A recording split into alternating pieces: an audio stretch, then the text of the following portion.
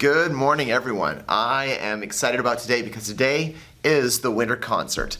So we set up so many chairs, like all the chairs we have. I ran around the school and I grabbed like every extension cord I could. We're plugging it in everywhere because we were getting out all the speakers. We're gonna have, I think we're gonna have two projectors. One for projecting stuff above the performers, or we put out the stage. Oh my gosh, it was so much work getting the stage out. We had to take everything out of the gym equipment room, and because the stage, which you don't use very often, is at the back, and it was like super heavy. But we had like 4 moms and a dad and a bunch of kids were all helping, myself and another teacher, and we set up the whole gym. This other teacher, she's an expert with like things like theater and performances, so she made like skirting for the stage out of some black paper, and then she put out some Christmas lights along the edge and decorated them with like this white fluffy cotton wool that looks like snow. Oh, the place is gonna look so good. I'm gonna see if I can get a picture and I'll tweet it out later. I'll also have to put my Twitter in the description below. Anyways, what are we excited about? Well, I'm excited for my winter concert, obviously, but I'm excited for loose parts. I went to IKEA and bought a handful of odds, sods, screws, dowels, pegs, lock washers, and I'm not sure what you call these things. What the heck is that? It's got like a screw on one end, but it's also got this plastic bit in the middle. If you know what this is called, feel free to put it in the comments below. Anyways, what do we do with loose parts? We can tell stories.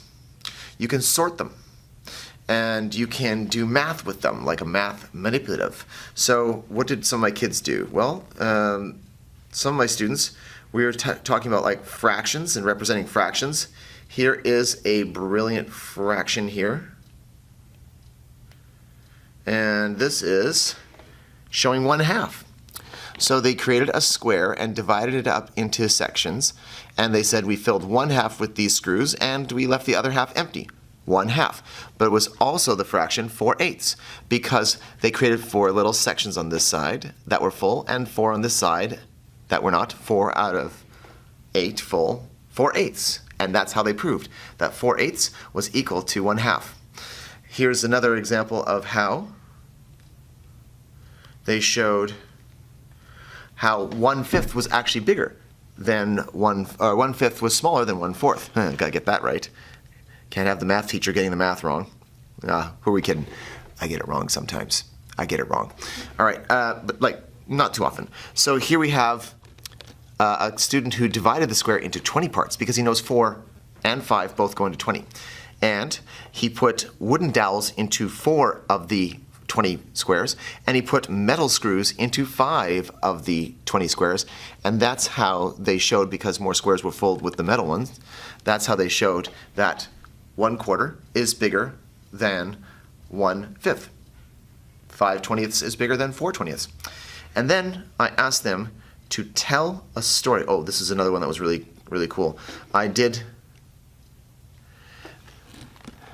the equation on the board where I demonstrate how you multiply top and bottom to make common denominator of 1/5 is going to be less than 1/4. So a student reproduced that exact equation using loose parts. I don't know if you can really read it off my phone. There's like a 1/5 and there's multiply. And then they used an angle bracket, this thing here, to represent greater than and less than. How smart is that? How smart is that? I love that. And then I asked them to tell a story that involved a fraction. And this is one I captured on film. Or not film, I captured it. Here it is. Let's see if I can focus it a little better. It's a message that says can't, oh, it's probably reversed in here, can't take off. And it's a rocket ship. And the reason the rocket ship can't take off is because it is only half full of fuel. It doesn't have enough fuel to take off, or if it did take off, it wouldn't have enough fuel to make the return journey back to Earth. So I thought that was a very clever little story involving a fraction. So let's see, what's my joke of the day?